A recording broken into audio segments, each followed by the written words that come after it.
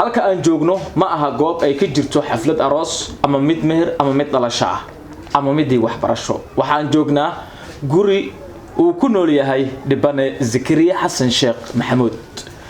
xasan sheekh maxamuud wiilkiisa aad ayuu u dhiban yahay mana aha kuna darso madaxweynihii hore ee dalka iyo aabaha dhalay Zakariya waa Sami sidaas darteed Zakariya waxa uu ka mid ahaa ratiga gurigan u raran oo u soo qabanayay nolol maalmeedka iyo guriga in ay ku noolaadaan nolol wanaagsan dhamaadkii gabagabadii dawladii Xasan Sheekh ee federaalka Soomaaliya ayaa waxa ku dhacday masiibo ama u qorneed xaalad qof walba bini aadam dunida ku nool marka uu marana dhibaato uu la kulmayo taas oo ahayd in nolol maalmeedkiisa soo ku guda jira xabad wiifta qaw ah ay madax ka gashay taas oo saameysay qayb ka mid ah jirkiisa ay ka mid tahay lugtaan farahan inaysan dhaqaaqaynin oo si cadaadis ay ku soconayso gacantan sidoo kale barlaas ay noqotay wuxuu ahaa wiil ka xamaasha qaybta kirishboynimada ee baabuurta ka howlgala inta u dhaxaysa isgoyska Xamarweyne iyo waliba Zoobe ilaa iyo Bulxubay intaas ayuu ka shaqeysay jiray waxaan rabaa inaan gudagalo wareysigiisa wuxuuna dalbanayaa in ummadda Soomaaliyeed meel walba ay dunida ka joogaan ay u qabtaan xaalad bini aadinimo ilgaar ayna ku fiiriyaan wax walba oo karaankooda ahna ay la wadaagaan oo ay qabtaan Zakariya Xasan Sheekh soo dhawow ma sha Allah waxaan kugu soo booqnay gurigaaga waxaad nooga sheekaysaa bal dhibaatada ku haysa sida ay wax ku gaareen ما شاء الله aniga horta nin oo waxaan ahaay oo shaqaysanayay oo reerka guriga biilka u soo dhicinayay marka anigoo marka soo socday oo sooba ka soo baxay xaafadda imaaday tan xaafadda imaanin lambrafar anoo taagan oo baabuur aan raacaan rabo xaafadda aan soo aadi rabo ayaa xabad igu dhacday marka xabadda inta igu dhaceen laamiga anoo taagan gaarigaan soo raacay gaariga lugta marka meen aari ka aheeday markii yar oo saaxiibana la socday yarka goomistaha joogan saaxiiba ahaanay ku xoreys kaliya duhurka ayaan u socdaay u aariyay saddex kun iska qaado saaxiibkayga tahay waayahan marka lugta anoo taayirka saas u haayo qolo oo ka tirsan ciidamada asluubta nin ay wadaan inuu kamid ah xabada furay afar qof ah ku gaareen marka anigoo marka taayirka aariga ku haynayo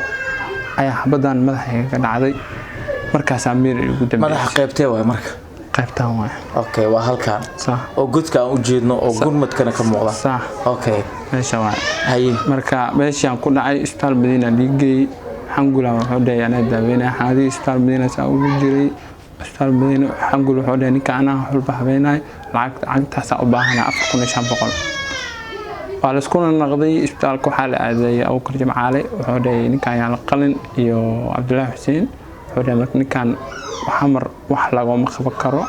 yaan lagu dheedeelin inta uu kaca oo caafimaada habalugta iska jiiday oo caafimaada teeda kale tan wadanka dibadiis ma ahayna meel kale wax lagu qaban karo ma jiro marka wax uu naf leeyahay oo yar ahan way soo gaartay waxana nololmeedka guriga kama badnaan marka ma waxa dalbanaysa hadda dadka Soomaaliyeed ee caalamka ku nool meel walba ay dunida ka joogaan inay ku soo gaarsiiyaan deeq lacageed mas waxa leedahay aniga xaaladan inaan ka baxaan rabaa oo gurigan aabahaaga xanuunsan oo sokor qaba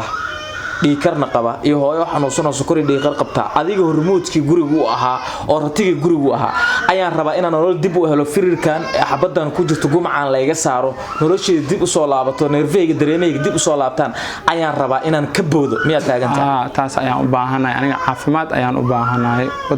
wadanka dibadiis meel aan wax lagu maqan karo marka xamar wax laga qabo way dibadda meel aan ahaynin wax laga qabo karaan madaxweynayaal badan dalka soo maray hadda waxa jooga farmaajiye qeyre wasiir badan dalka jooga ee xildhibaano dawladii hore Xasan Sheekh Maxamuud iyo marwadiisa Qamar Cali Umar Culusow maxaa si gaar ah ugu dalbanaysaa waxaan ka dalbanayaa inay xaaladeyda ay soo eegaan bini aadamnimo wax ay ku qabtaan ilaahi dartiisna waxa ay ugu sii qabtaan jaclaan lahaay oo dalka dibadiisna ay qaadaan oo marxaladan aan ku suganahay ay ga bixiyaan hooyo Maryan Sheekh Usmaan waa hooyada dhashay dhibane Zakariya Xasan Sheekh oo ku dhibaataysan gudaha caasimadda Muqdisho gaar ahaan degmada Xamar Jajab buurta sare ee una sheefta hooyo soo dhawow wiilkaaga Zakariya say wax u gaareen muxuu ku ahaa wiilka aad iyo aad oo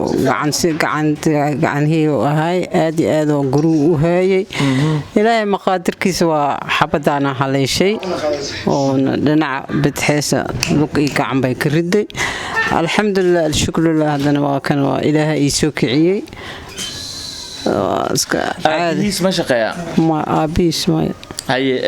shaqa fiican ma hay marka guriga qofka kala waday ratiga guriga u rarnaa asagoo ahaa meeqa sano sidaan yahay xanuunkan wallaahi u yaraan adiga 2 sano waa dhantaa u malayna 2 sano ku dhawaad marka dhibaatooyin aa kala kulantay ma jira xanuunka marka laga reebo gacanta iyo lugta oo barlaata ah qalal ku soo booda habeenkii saq dhexe oohin ka timaada qaylo fara badan dhibaato intee leega adiga dareenta wallaahi aad iyo aad mar soo kacda waa qalal mar waxa laga soo qaadaa dhabaha mar guriga iska jiifas ku dhacaysa waa carabku dhan oo calaanjana markaan tix raacana waxa leeyahay midaan xabada madaxa waa in laga saaro waa dhaqaatiirtu marka meeqa idin sheegan lacag dhaqaatiirtan xamar ma ku bixi karnaa iyaga marka lacag ay ka dalbadeen markaad isku laabateen waxay yiraahdeen ma sameyn karno dibadina loo qaado hooyo macaan hooyo wax dhashaa tahay maanta wiilkaagii oo ku halgamayayna 2 sano oo agtaada ku xanuunsan habeenkii kugu qalalaya qaylinaya dariska ay dhibsadeen maxaad caalamka ka dalbanaysaa gaar ahaan ummadda Soomaaliyeed kuwa qurba joogta kuwa dalka jooga madaxda mas'uuliyiinta kuwa majaha intooda dhan waxaan ka dalbanayaa inaan wiilkayga ina dhibaatada hadda maanta isku jiro in ilaahay caafimaad ka siiyo ay ka saaraan oo ilaahay soo gurmadaan caalamka ka tooga iyo ummadda Soomaaliya beled iyo baadiye duurka jiraan aan ka dalbanaya waa tahay daawade sida aad dareemayso waa hooyo Maryan oo wiilkeeda la dhibaataysan saqdi dhix habeenkii ku qaylinaya qalalaya oo sababtuna ay tahay gumaca xabadeed ee soo qowday qof inta ku soo dhacday asaga maskaxda ka gashay oo fadhida dalka markii la yiri 4500 lagu qalayaa ay gurigii raaxitaa beeciyeen la isku raacay hadan dhaqaatiirtu waxay sheegeen in dalka gudihiis waxba loogu qaban karin waxa ay dalbanaysaa hooyadan Soomaaliyeed oo wiilkeeda habeen walba agteeda ku taahaya maanta aysan wax haysanin nolosha ay ku nooshahay aan dareemi karno in kaalmo bini'aadan la gaarsiiyo waa tahay daawadayaal Zakariya ayaa mar kale dib ugu soo laabtay Zakariya cid walba bini'aadan ah oo ku nool waqooyiga America, Canada, Europa, Australia, Africa meel walba adduunka kamid ay joogaan marka ay rabaan inay kula soo xiriiraan oo wax ku qabtaan halkee laga la soo xiriiraya lambar ayaan leeyahay haye furihiisu waa 2 furaha waa 2 daawade 45 41 Zakariya Xasan Sheekh ayaad ka heli kartaa dhibane